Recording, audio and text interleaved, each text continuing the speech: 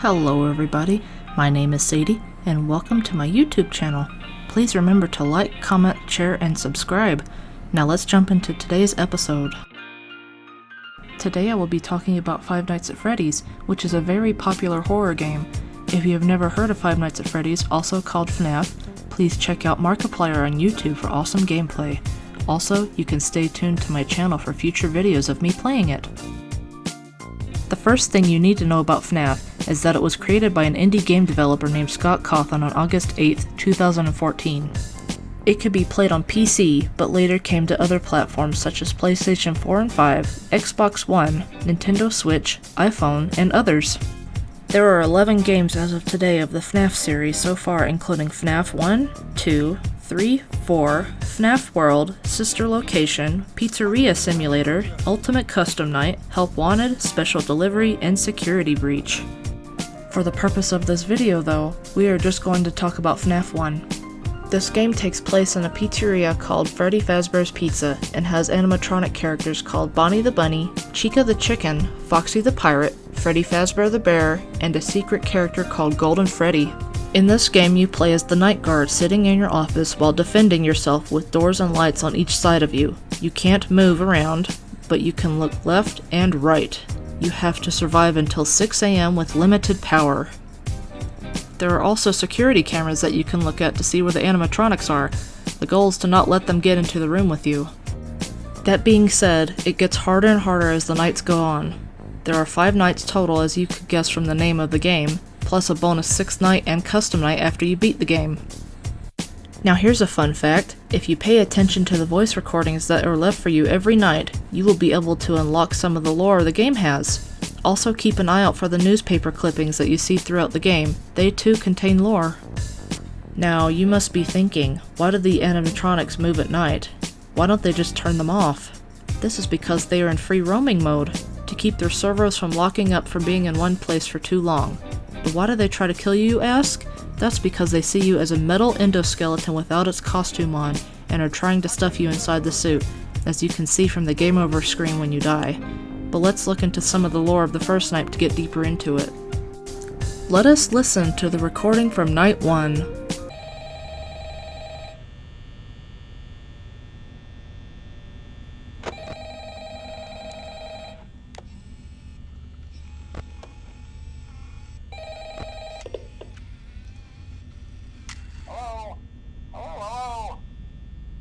I wanted to record a message for you to help you get settled in on your first night. I actually worked in that office before you. I'm finishing up my last week now, as a matter of fact, so I know it can be a bit overwhelming, but I'm here to tell you there's nothing to worry about. You'll do fine. So let's just focus on getting you through your first week, okay? Let's see. First, there's an introductory greeting from the company that I'm supposed to read. It's kind of a legal thing, you know. Welcome to Freddy Fazbear's Pizza, a magical place for kids and grown-ups alike, where fantasy and fun come to life. Fazbear Entertainment is not responsible for damage to property or person. Upon discovering that damage or death have occurred, a missing person report will be filed within 90 days, or as soon as property and premises have been thoroughly cleaned and bleached and the carpets have been replaced. Blah, blah, blah. Now that might sound bad, I know, but there's really nothing to worry about. The animatronic characters here do get a bit quirky at night, but do I blame them? No. If I were forced to sing those same stupid songs for 20 years and I never got a bath, I'd probably be a bit irritable at night too. So remember, these characters hold a special place in the hearts of children, and we need to show them a little respect, right? Okay. So just be aware, the characters do tend to wander a bit. They're left in some kind of free roaming mode at night. Something about their servos locking up if they get turned off for too long. They used to be allowed to walk around during the day too, but then there was the bite of 87. Yeah, it's amazing that the human body can live without the frontal lobe, you know? Now, concerning your safety, the only real risk to you as a night watchman here, if any, is the fact that these characters, if they happen to see you after hours, probably won't recognize you as a person. They'll they'll most likely see you as a metal endoskeleton without its costume on. Now, since that's against the rules here at Freddy Fazbear's Pizza, they'll probably try to forcefully stuff you inside a Freddy Fazbear suit.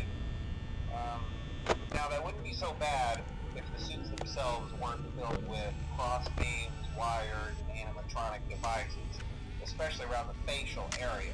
So you can imagine how having your head forcibly pressed inside one of those could cause a bit of discomfort and death.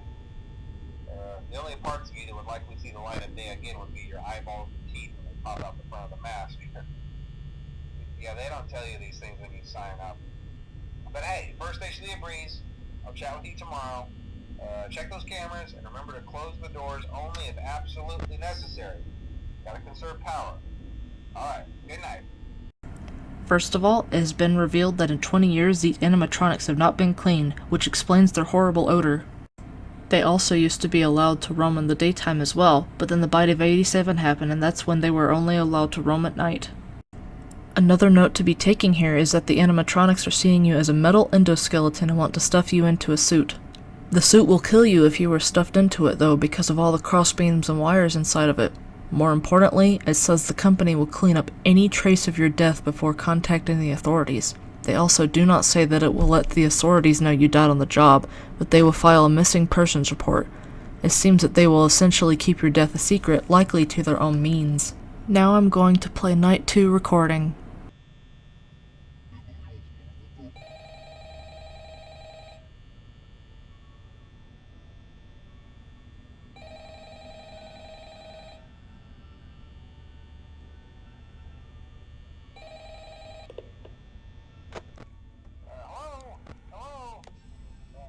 Well, if you're hearing this and you made it to day 2, congrats. I won't talk quite as long this time since Freddy and his friends tend to become more active as the week progresses. It might be a good idea to peek at those cameras while I talk, just to make sure everyone's in their proper place, you know. Interestingly enough, Freddy himself doesn't come off stage very often. I've heard he becomes a lot more active in the dark, though, so hey, I guess that's one more reason not to run out of power, right? I also want to emphasize the importance of using your door lights. There are blind spots in your camera views, and those blind spots happen to be right outside your doors. So if you can't find something or someone on your cameras, be sure to check the door light. You might only have a few seconds to react. Not that you would be in any danger, of course. I'm not implying that. Also, check on the curtain in Pirate Cove from time to time. The character in there seems unique in that he becomes more active if the cameras remain off for long periods of time. I guess he doesn't like being watched. I don't know. Anyway, I'm sure you have everything under control. Talk to you soon. There is only one piece of lore in Night 2, the rest is for gameplay, but what we can get at is that Foxy is completely unpredictable, though it seems not looking at Pirate Cove will make him come for you sooner.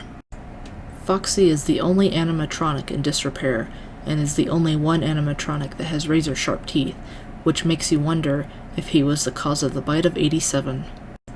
Now let us play Night 3 recording.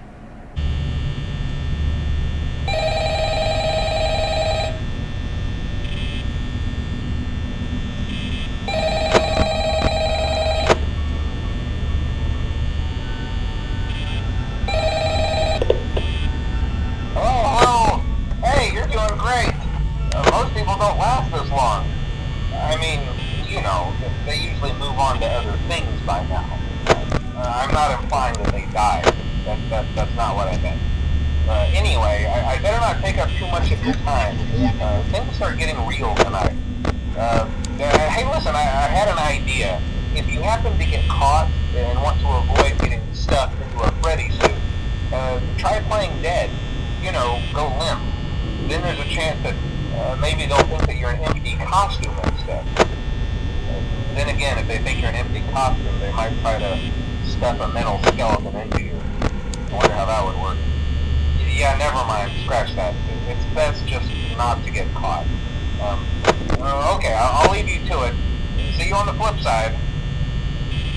This isn't really talking about any lore either, it's just saying that you cannot live by just sitting there doing nothing, and you are in trouble once caught by the animatronics. Let's listen to Night 4 recording.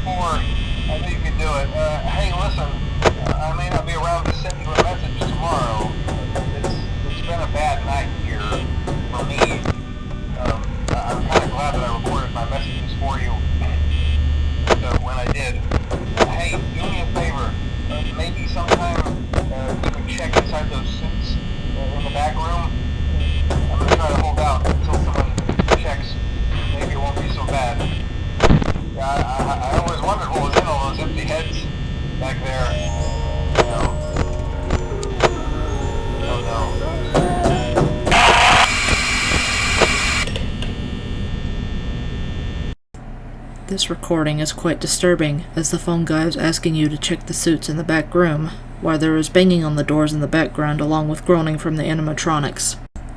Then the power goes out for him while Freddy's music plays, implying it was Freddy who got him. What this is saying is that he hid in one of the empty suits to hide, but most likely didn't survive. Why are these animatronics so aggressive? Why are they out for blood? Here is Night 5 recording.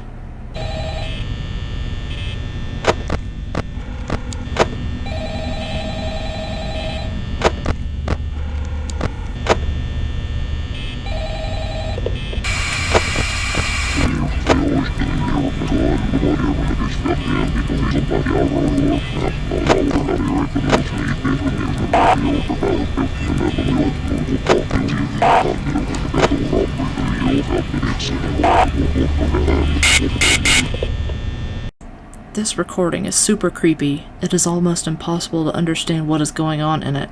Who or what is it, and what do they want? Some speech can, however, be heard when the audio file is adjusted. This audio before it being adjusted sounds like Freddy when you are hallucinating, "It's me." Now we're gonna move on to the posters.